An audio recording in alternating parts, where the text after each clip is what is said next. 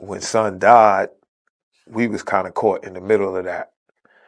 And none of us was in a place financially where we could turn around and be like, yo, we need round trip tickets from wherever we at to go back to New York and then come back to do what we doing. Funny enough, like, even though we was signed to this millionaire, he didn't have it either. No way. He didn't have it either. Have you heard the perfect rap album? I don't think so. No. I've seen a couple podcasts, and I've seen you ask this to a couple people, and they actually have an answer. I don't, because I think like that would say that there's like the perfect painting or just anything. I don't think there's any perfection in life, and that's what makes life. It's like it's always something that's like, oh, that's a little off, but that's what's cool about it. That it's a little off. You know, I've never heard the perfect album. That's a fucking integrity, people. Like, you know, you'll die better. What was the plan for Killer KIDZ? I mean, at that time, it was just get a deal and put the album out. Like, it wasn't really. I mean, we could have went independent, but the dream was like major because there was major money getting thrown around. We've seen it with Marley. We've seen it with Mobb Deep at the time. They was Juvenile Hell era. Which subsequently Killer Sha was their first DJ. Okay. So there was that. We knew it was money that could be made. So we didn't want to like go out there and like at the time independent was to really grind. And we was still kids. We was in school. Right. So it wasn't like we had time during the week to go on the road and do shows over there and promote and do all this and that. There. Nah, we needed a machine behind us. You know, other than that, it wasn't gonna go anywhere. Okay. Take me to a recording session. Right. All five of you guys in the studio. You know, what is that like? Competition. Like, we was all just trying to best each other, which I think made for better music. You know, I don't know if cats is doing that now. You know, it sounds like there's a lot of kumbaya in hip hop now, which sucks. But yeah, like, I'm trying to out rap you my man, but I'm not trying to let you shine over me, over the song. Like, we sitting there in the corner, and it's like, yo, let me hear what you got. And it's like, damn, that was hot. I gotta go back. I gotta go back. Something's over there. He in the zone right now. So that's the best way I can describe it. Competition, fun, friendly competition. What was the age range back then?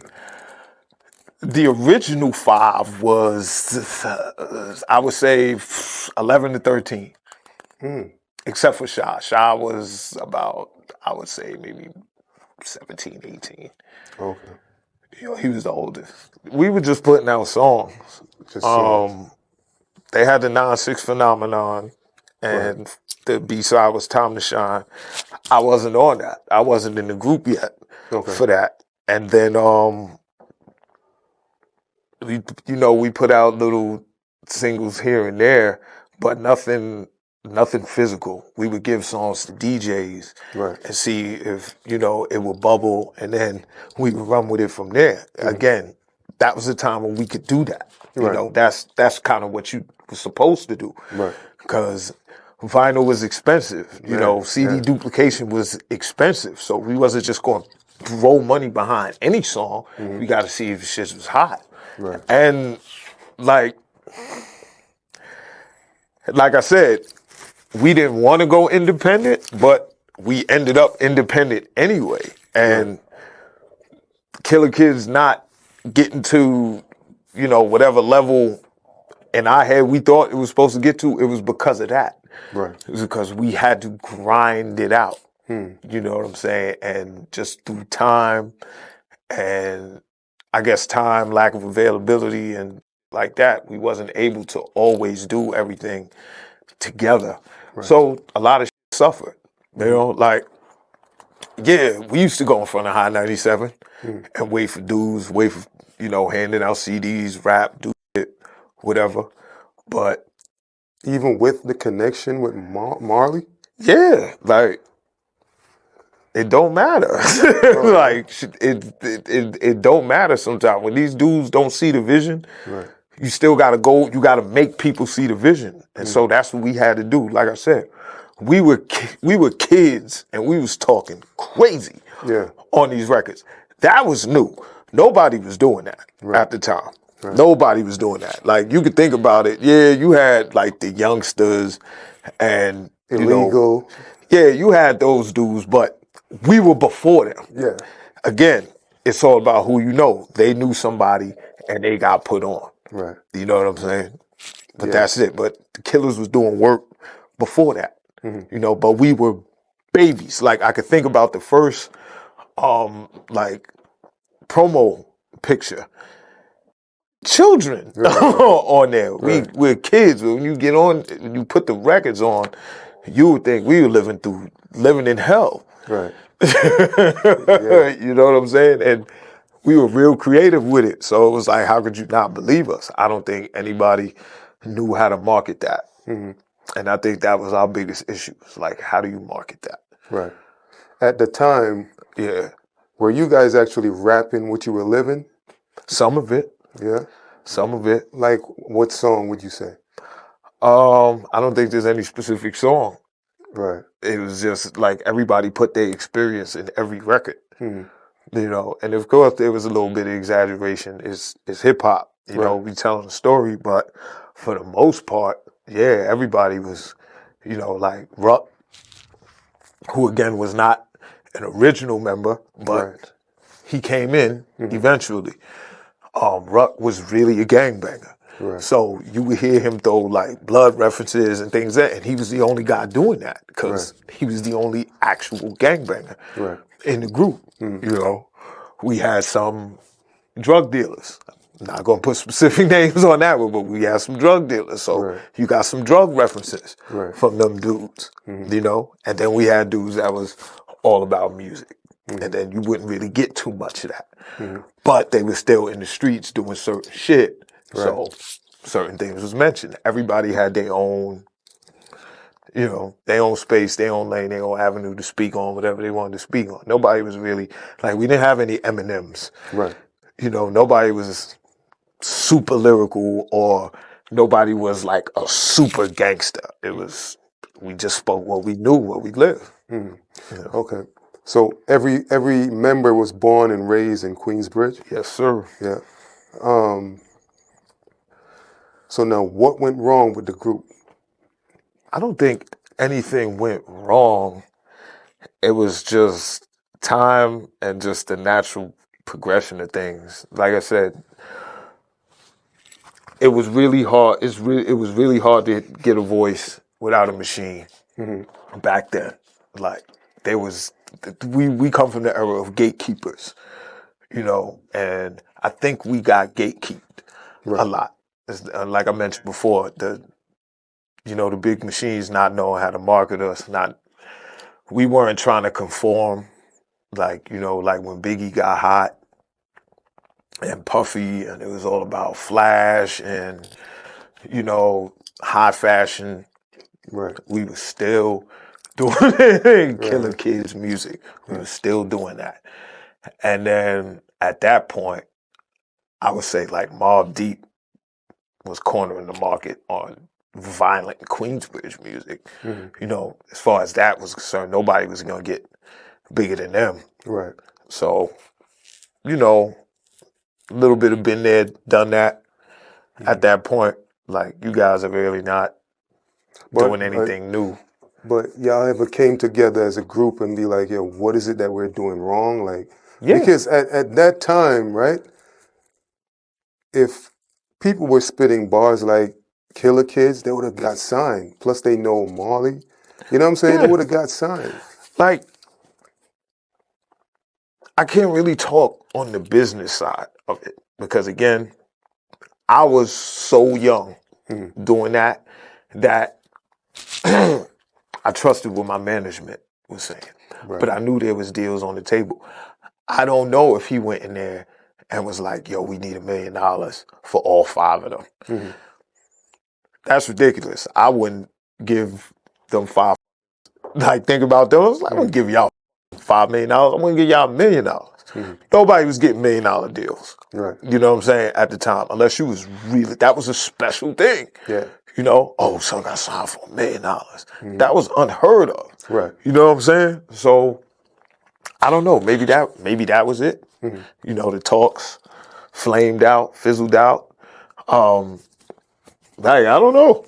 Like, it's still a mystery to me why the Killer Kids didn't make it. I don't know. We were talented as hell. Right. But you know, it happens. Okay. Now, who did the Killer Kids have a leader? Or? Nah, I wouldn't say. I mean, like I said, the original 5, they had numbers. Right. There was Killer 1 through 5. Right. I don't think there was any level to that. It just was what it was. But if anybody was any kind of leader, yeah, it was definitely Killer Sha because he was the oldest. Okay. Like, we was definitely, you know, following his lead, especially when I got in the group. Right. We following him, whatever he was doing, because he along with True, the manager, you know, was getting whatever opportunities that we was able to get. So it was through them. So Okay. So fast forward. Killa Sha who got signed first? Killa Sha or Baby Sham? I would say, because Sha had deals. Right. He had deals. But I would say the Sham got the major, Okay. I guess, so to speak. He got the biggest deal. Did Killa Sha anybody. put out a solo album back then? Not back then. Okay.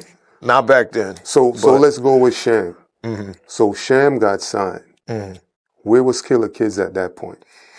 We were, well, he couldn't take us with him because he didn't sign like by himself. He signed to Bust Around the Group, Flip Mode. So that's already a group in itself.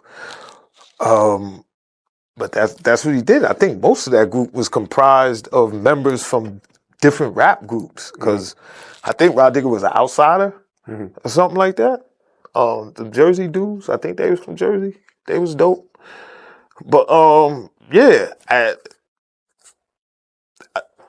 the Killer Kids was still trying to be Killer Kids. I mean, and this is where I came in eventually because now there was I guess they felt there was a piece missing. But Superb too have fell out the group from personal issues. So let's go back to when you came in, right? Right. Was there some type of initiation or rehearse? You got an audition or?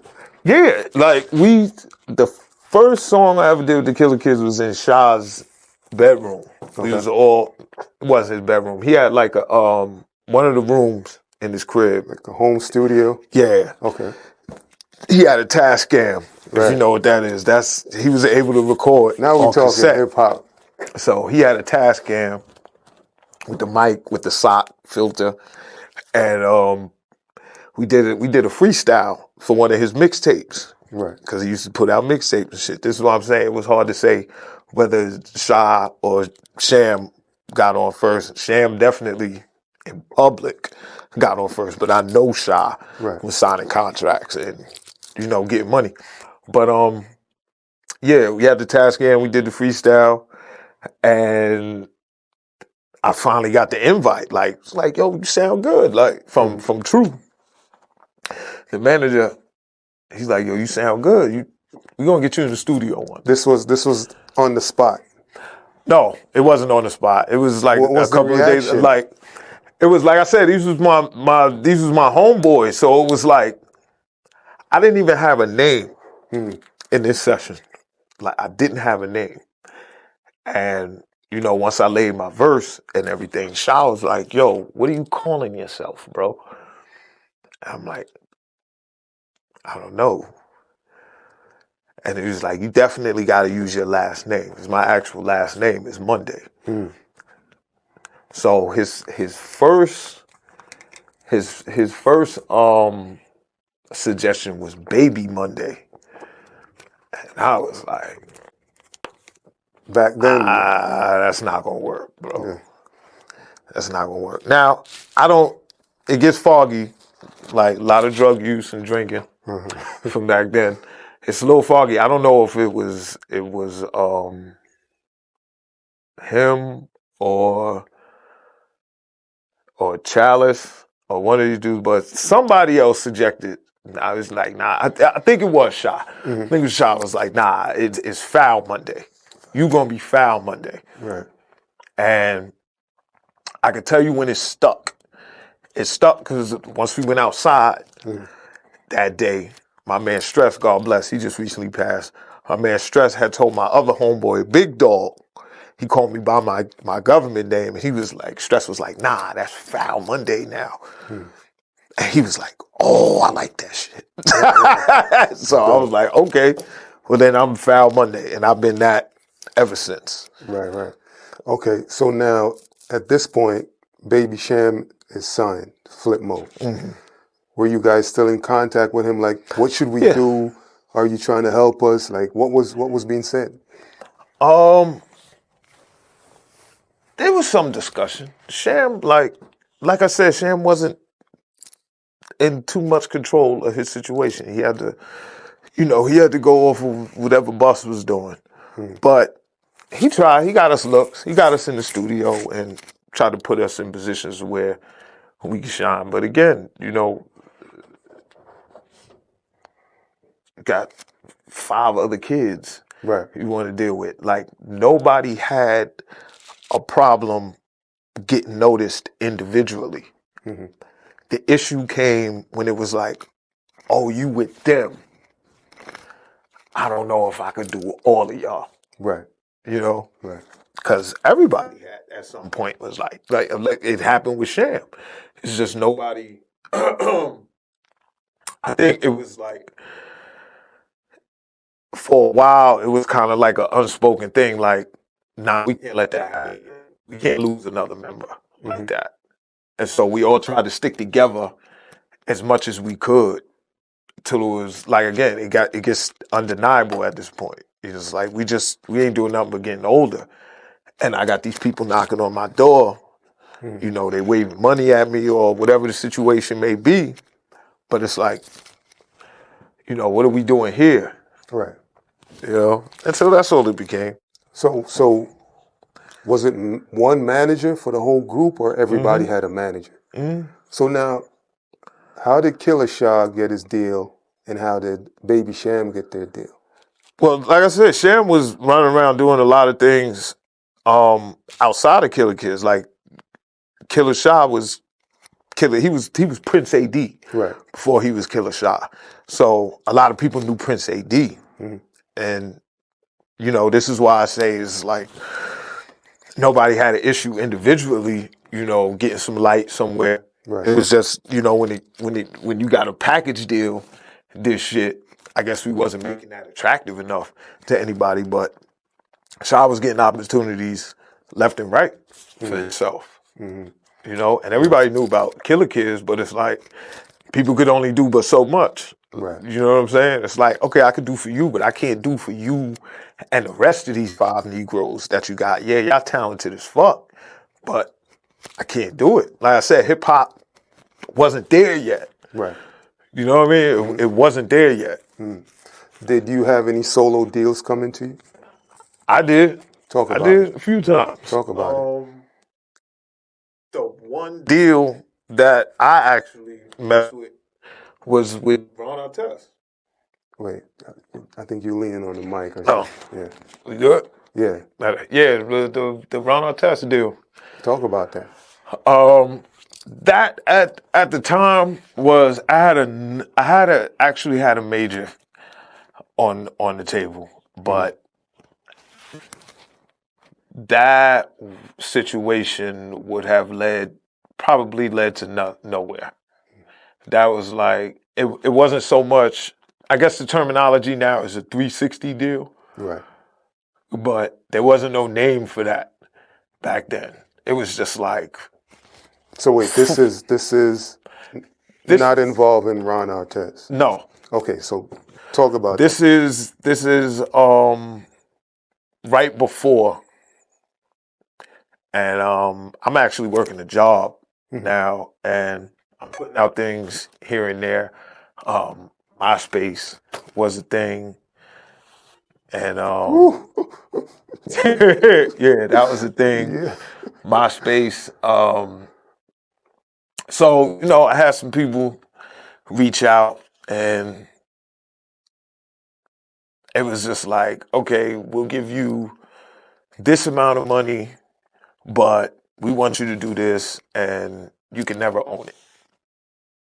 And it was like, Come on, bro. You gotta be more in depth. Like, I mean, I'm trying. I don't want to pull these names. you ain't gotta give the name of the shit label. out, but yeah, like let's just say like Warner Brothers, right. Was interested, and the people tied to Warner Brothers just basically wanted to own everything. They wanted to just cut me a flat check, and they wanted about 3-4 albums, and each album would get just this one little check. Right. But, the label and these people just own the shit out of everything. Just own everything. Right. So I was interested in that. So at the time, did you actually know that this was gonna happen? Like, okay, if I sign this, I won't own anything, or later on you. I got a lawyer, and that's what he told me. So you got the lawyer. Yeah, that's what he told me. He was like, You okay. took the contract home. Yeah. Okay. He was like, yeah, I mean, you could sign this. You make some money, short term, but he was like, you won't own any of this music. Like, you'll have a piece of your career that's just not yours. And it's like, I didn't like the sound of that because I didn't even have a career at that point. So it's like, I'll be jumping through hoops, and let's say a song gets big, I've been paid already. So y'all gonna have me running around promoting this fucking song, and I'm not even getting paid for this shit no more? Like, right. Nah, I was already that knowledgeable of everything to know that wasn't attractive at all. And you were still living in Queensbridge at the time? Mm-hmm. And how old were you? I want to say maybe 19, 20. Okay. Something like that. Okay. So you went back to the label physically and tell them, listen, this is not gonna work for me. Yeah. So go ahead. And they just took it off the table. It was like, okay. Yeah. That's unfortunate, but thank you. You didn't try to if you do it this way, I could sign, or? No, they wasn't trying to hear that. They wasn't trying to hear that. Like, what time was this? Like, I could tell you I was listening to a lot of Kanye at the time. So it was around that time. Mm-hmm. Yeah. So if you was a sucker, they got you. Right around there. So I wasn't a sucker, and I wasn't thirsty, Mm-hmm. I'm not a person that don't miss what I never had. I was never famous. I never had a whole bunch of bread. So I didn't miss it. Saying no was easy. Mm. All I knew is that you was trying to take what I did have, and you can't have that. Like, I'm too much of a hustler from being on the hill to know that that's stupid. Right. Like, nah, I don't care who these people are. They can't have that. Or they're not making this shit. These numbers ain't attractive enough. And I've seen where hip hop has gone now. Like I said, if I'm listening to Kanye West, we at a point where I'm seeing a lot of money get generated from hip hop. And you throwing these little beating numbers at me. It's like, nah, this ain't gonna work. Right. So now you back in the hood. Mm-hmm. Everyday life. Ron Artest came. I get a phone call at the job. I'm working at a collection agency. I'm basically taking people's money and paying the parking tickets and whatever they got in collections. I get a call one day, and it's my man Gotti. Gotti runs with Mob, the infamous Mob, and all that. He's like a road manager and things like that. But he was getting Ron set up with the music shit. And he called me. He was like, yo, Ron want to offer you a deal. And I'm like, Ron, basketball player Ron? I'm like, okay. Because I knew Ron from the hood. Right. Or whatever, but he was gone. He was in the NBA doing his shit. So it was like, oh, so now he wants to do music. Cool. What is he talking? Threw some numbers at me, and I'm like, all right. Again, I'm just getting in this situation where they want to own everything. Like, son ain't even worried about that. Like, just come out here to I think he was playing for Sacramento at the time. Come out here and let's do this work. I'm like, cool. Like, I ain't doing shit. So went, quit that job, out in the plane, and got to Sacramento.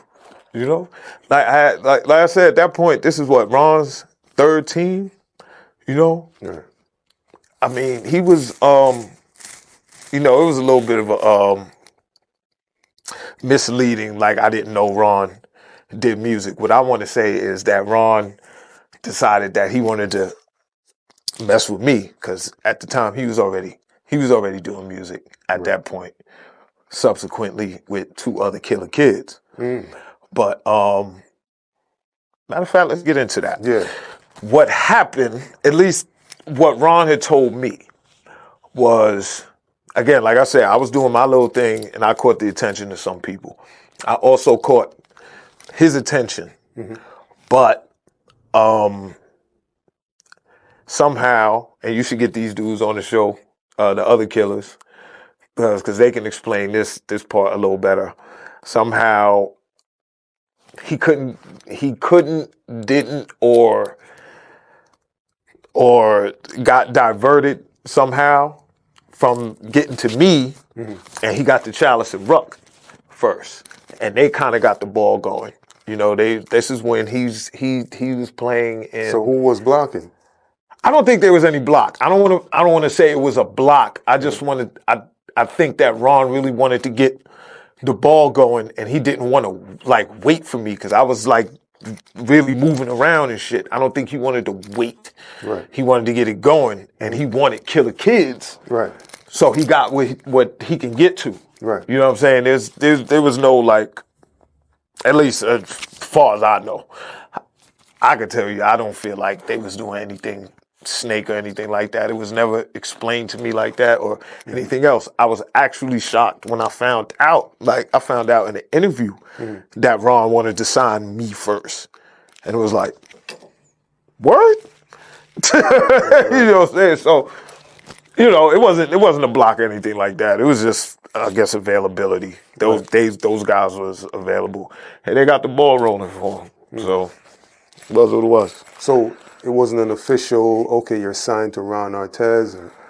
Or... That came down the line once, I got to Sacramento and we started doing some music, and we saw that the situation was going to be comfortable and somewhat beneficial. Then we did some light paperwork just to make sure everybody wasn't going to bug out on each other, or I wasn't going to take music and go over there, and vice versa. Just enough to cover each other. So were you writing for him, or were you working on your own project? Both. Okay. A little of both. But Ron wanted to write his own stuff. That came years later. Once he started playing for the Lakers and we relocated to LA, the idea of ghostwriters and things like that got a little more, palatable for Ron, because he saw it. We started to deal with a lot of machines at that point, in the scope. Everybody was out there, LA, in the scope, Capital, and this and that. And, a lot of people were suggesting that to them. It's just like, yo, you're walking around with these dope artists. Why the fuck are you killing yourself coming up with songs? That's what they do. Right. Play basketball. And his best songs was written by somebody else. So, I don't know. What do you think about him as a rapper? He's gotten better. I mean, it was a little shaky in the beginning. Right. But he's gotten better. Were there any time where you had to be like, nah, you can do it like this, or? Yeah, man, you try to help the homie as much as you want, but you don't never want to stifle nobody or make it not them. Mm-hmm. You know what I'm saying? Mm-hmm. And plus, he's paying for everything. Like, you're not going to tell the bank is off. Like, so you just be like, all right, that's what you want to say, bro? Right. All right, you should say it like this. It flow a little better, you know, but you don't like change what he's trying to say or the fundamentals of it. Then it's just not his rhyme no more. Right. You know, like you had to respect that he was brave enough to even put some of that stuff out and even try to have a voice. So, right. you know. Okay. Now let's get to Killa Sha, right? Yes, sir. Did you guys know that Killa Sha was sick? Yeah. Okay, so talk about it. Sha had diabetes. Tell me the first time you found out he was sick. Sha had diabetes his whole life. Mm-hmm. I had never got into his business really about it. I knew he took insulin and you know, he drank Dr. Peppers, I guess, to, you know, keep his sugar regulated and everything. But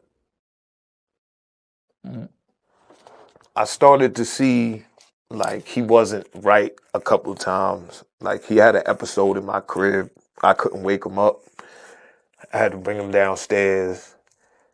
And, but it wasn't nothing, like, to where I could visually, it was just a couple of little off things. Mm-hmm. But you know he's sick. So it's like, oh, okay, so let me try to get him to his grandmother or somebody that knows better can help him. But when I went to LA, when we were in LA, I started to get word that he was like going back and forth to the hospital and things like that. And then we finally got the word that he passed, which is mind-blowing. Because, you know, that was the last, before I got on the plane to Sacramento. Was it Sacramento? It was either Sacramento or LA, but somewhere in the West Coast. That was the last dude I had a conversation with before I got on that plane to like really engage with Ron. Like I kind of got a blessing from him. Like, yeah, son, go ahead and do that. You should do that. Right. So, I mean, did it affect you to the point where like, yo, I miss the bro? Or? Of course. Like, did you expect it? Nah, because I didn't know. Like we weren't together. He was still in New York. I was in LA. You know, we would talk however we got communicated back then. But he never mentioned that he was dying or so sick that, you know. Right. So I don't even know if he knew he wasn't gonna make it out. Right. Did you were you involved with any of his projects like while he was a solo artist? Yeah. Okay. Yeah. Talk about that. A couple mixtapes he put out. Was Black Eminem. The Billy Cole story, which I gave him the name for that mixtape. Because that's from if anybody don't know, it's from the Last Boy Scout. And I think it was the dude, the Tybo dude, Billy Blanks. Right. He blew his brains out in the middle in the beginning of the movie, in the middle of the football game. And his name was Billy Cole. So I don't know. This is a conversation that me and Sha was like, "Yo, you should name your silly Billy Cole."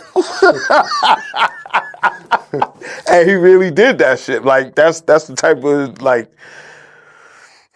the character I would say that Sha was. Like if he liked it, he ran with that shit all the way. I got a lot of that in me too. Like if I don't care if anybody like is really gonna think something is corny. I like it. You know what I mean? I like it. This is what I fuck with. Right. If you don't like it, who cares? Right. At least in my head, I don't give a shit. If somebody don't like it. Did everybody make it to the funeral? Oh, we couldn't make it. No. Me, Ruck, and Chalice. Okay, this is I gotta go back because this all ties together with the Ron Artest thing. Like I signed solo and was started working on solo stuff, but the solo stuff never came out. What happened was I'm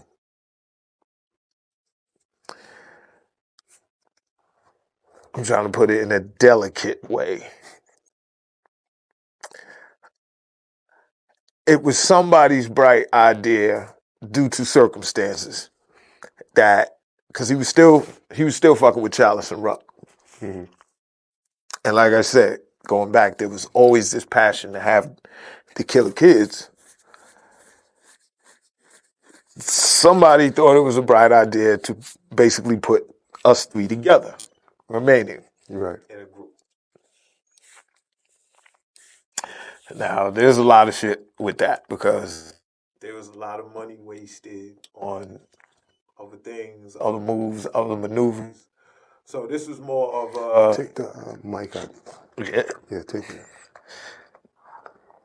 it. Just put it on the chair. Cool. This was more of like a consolidation of his label at that point. So I was with it. I was comfortable with it. And so at that time we was doing a lot of promoting and running around trying to get that name off the ground. So when Son died, we was kind of caught in the middle of that. And none of us was in a place financially where we could turn around and be like, yo, we need round trip tickets from wherever we at to go back to New York and then come back to do what we doing. Funny enough, like, even though we was signed to this millionaire, he didn't have it either. No way. He didn't have it either. Like, a lot of people So gotta... living in a mansion.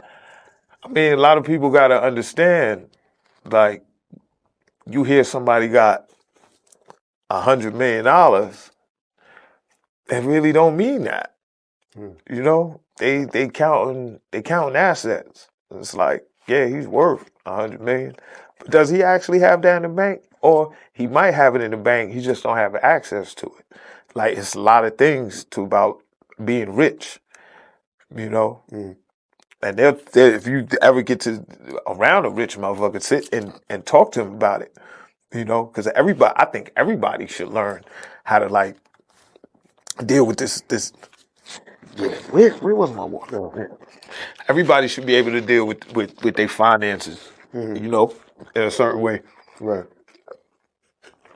And I definitely was trying to learn how to maneuver as a millionaire because I'm trying to be a millionaire. Right. You know what I'm saying? So it's certain things that I found out, understood. You got money managers, you got money, you got money watchdogs and things like that make sure that you're gonna be good. You got this number that you're trying to have, like in the future. Right. So you got to do this now.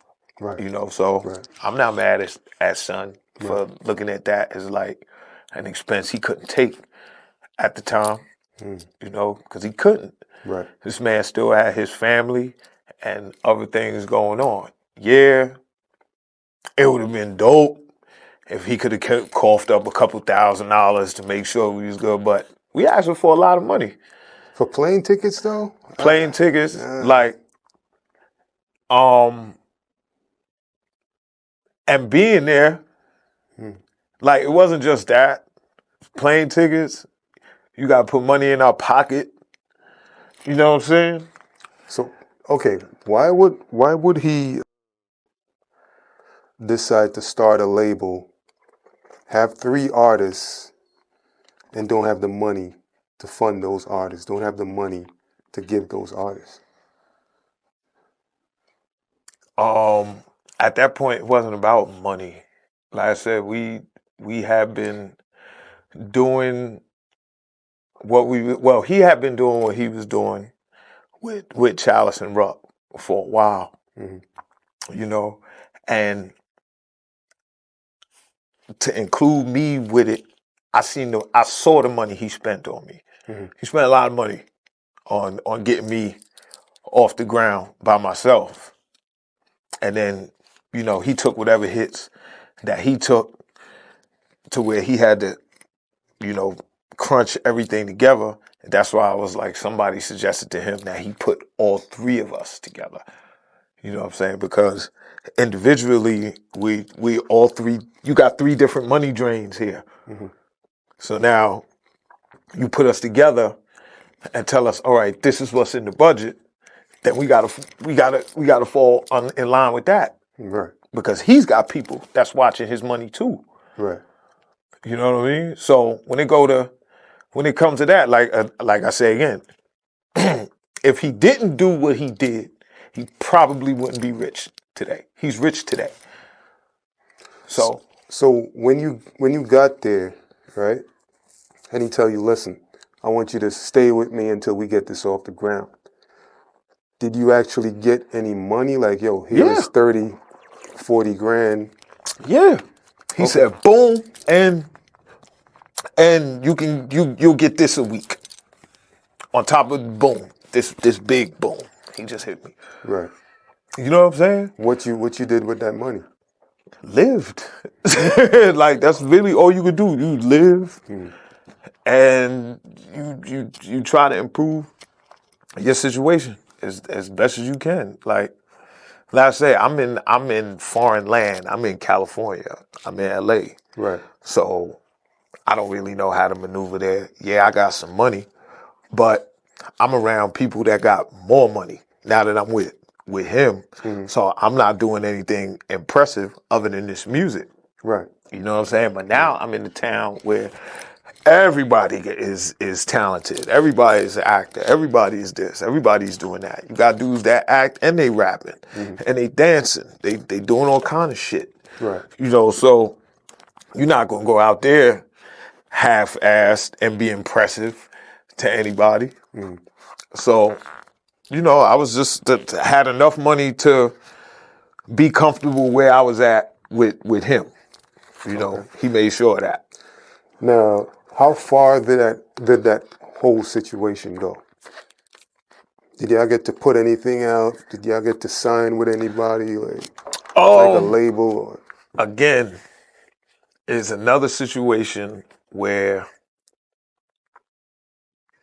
people wanted us not the way we were presenting them. They wanted to present us the way they wanted to present us. Like the closest, we were doing a lot of talking with Interscope, a lot of talking, and it fell through because they wanted to present us their way. Which is what? They wanted Black Eyed Peas or some shit. Like, got you. We not that. Like, they just didn't.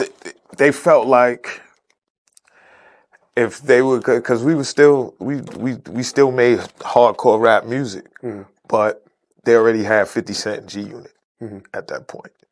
So again, now we in territory where we're interesting, but we're not doing anything new to these people. We already get money off of this avenue. So again, these are all just situations where I think these people, these check writers, looked at us and felt like the way I want to try to maximize my dollar with y'all is not lining up. We see the talent, we know y'all dope, but we need y'all on these will.i.am beats. And it's like, yo, these shit suck. Right. And it's like, well, who are you to say will.i.am beats suck? It's like, I didn't say will.i.am beats suck. Right. I said, these will.i.am beats that you're trying to give us sucks. Not saying that situation ever happened. I'm just giving you an example of the shit that we was going through with Interscope.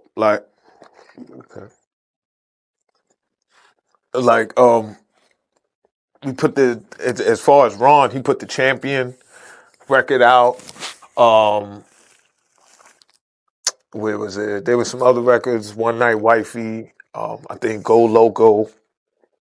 These are all songs that, you know, Interscope funded, but we helped craft and help them put it together. Right. And shit like that. So, you know, that's what that situation but when it came to us, it was like, yo, why do y'all want to be so tough? And it's like, well, that's what we know, bro. And it's like, why y'all trying to make us pit bull Right. or some shit? It's like, that's not what we do. We can do it. And in fact, there's songs that will never see the light of day where we did do it. Like, there was one time the actual guy, and fuck him, I'm not going to mention his name, the actual guy we was talking to at Interscope, he was like, he basically like, it was like a test. You know, it was like, write a song about this. And we did it, and it was dope. And he was like, see, watch I do that all the time. It was like, because we didn't say we couldn't do it. We don't want to do that shit, bro. We don't feel comfortable doing that shit. And I'll be goddamn if I be in a situation attached and my fucking soul is dying every day. I gotta come to the studio and be like, Right. like, what's the fucking point of that? And a lot of people would take that situation because it's like, yo, you eating. Yeah, but it's like, yeah, man, it's like legacy. These motherfuckers wanted to change my name. Like, Foul Monday. Why you would? Like, yo, come on, bro. And that's why I could never say it was a situation to where something didn't work. It was like, no, we are not willing, especially me, I'm not willing to compromise to the point where I'm unidentifiable when I'm finally presented to the world. You know what I'm saying? Yeah, Foul Monday ain't the biggest fucking name. Hell, I would even dare to say ain't no fucking name in rap. But the motherfuckers that have noticed me, if I decide to come out Monday with a suit on and like all of a sudden I got waves and shit, that'll be a fucking huge, like, for a lot of people, like, what is he doing now? Right. Damn, he done sold his fucking soul. Yeah. You know what I'm saying? Like, I'm not willing to do that shit. Like, it's like, again, I've never missed what I didn't have. I've seen people in the same situations. I've been this close to Mobb Deep. I've been around Nas. I know his brother and some of his family, and you know, I hear things. It's not all that it's cracked up to be rich and famous. Take me to that day where Ron Artest says, "Listen, it's over. Y'all got to go back home." That day never came. I left. Okay. Tell me about it. I left.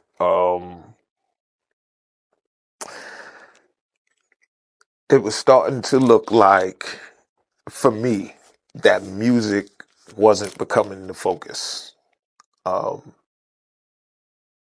Again, trying to keep up with trends of the industry. I think he did. This is around the time, like, I think the Lakers won the championship. They won the chip, so he's getting opportunities left and right to do a bunch of other things. And the music is starting to, at least me, Ruck, and Chalice's situation is starting to fall by the wayside a little bit. And I'm seeing it. It's like, son got this going on, you got that going on. What are we doing with this? It's like, can't focus on that right now. And it's like, well, that's all I got. So if this ain't the focus, then, you know, I need to go do my own thing. And I got on a plane to go home. It was just, in the beginning, it was a break. It was like, let me just get away from this. But I didn't want to come back. I didn't want to go back. It was like, nah, I'm good. I'm good. I need to start getting back to Foul Monday business. You know, I think I've been dealing with that long enough. So, Did he try to convince you to stay? Like, just give me a couple more months, or nah, no? How about the fellas? nah, No. nah. Wow. Everybody was good. Because, again, music didn't become the focus. They was helping him do, Charles and Ruck stayed behind to help him do, they was good with that, you know? Whatever he did, like he was doing party promoting and you know, he had a couple of businesses he was trying to get off the ground and charities and stuff, and they helped him out with that. He was, you know, he was hitting them off, put money in his pocket for that. But as far as music, from what I saw, because I wasn't there anymore, wasn't the focus. And it's like, nah, because I'm a rapper. Like, Right. I'm not a party promoter. I'm not none of that. So, Yeah, y'all have a relationship now. Y'all still talk now, or yeah? yeah. What's the conversation like? We friends, bro. Like, it's nothing crazy. You know, and she said, "How you been, bro? Like, you good?" It's like, so, what you doing in town? You know, like for whatever reason he's in town, and it's like he'd be like, "Yo, you know, we going to dinner over here. You want to come through, or we going to the club over here. You want to come through?" But son is never really in town for that long. Like I said, he's doing his philanthropy thing now, so he's bouncing around all over the world doing his numbers. What's going on with Foul Monday today as an artist? Today, as an artist, I'm just, how can I put it? Like, trying to find my way in all of this shit, because I've seen this music change so many times, you know, and I'm trying to find a way to still do it and be comfortable with doing it. You know what I mean? Because it's like, I think we're in unprecedented times now, because all of our greats and the dudes that we looked up to doing this are old now, Yeah. you know? So it used to be a saying where hip hop is a young man's game, and it was, because it was young. But now you got what, Nas is pushing 50, I think Jay is 50, you know, and then you got the guys before that, you know, your Rakims, your 60-year-old dudes, or pushing 60. Right. So, and Kane is still nice. Yeah. 60-something years old, I think he's 60. But he's still dope with it. So that's a whole new precedent. But for me, it's like, and I ain't putting my age out there, but for me, it's like, do I still feel comfortable even doing this shit? You know what I mean? Like, yeah, I could do it, but do I have the energy for it anymore? I struggle with that a lot. As far as making the music, I still like to make the actual music. It's just all the other shit that come with it. The politics, the fake smiles, the fake love, and all of that shit. Right. That's the shit I'm tired of. But yeah, so as long as I could still Make have music. a passion for the creation of it, I'm always gonna have music to put out, I think. Got you. Okay. Yeah. So let's talk some shit now, right? Who is a better rapper, Shaq or Ron Artest?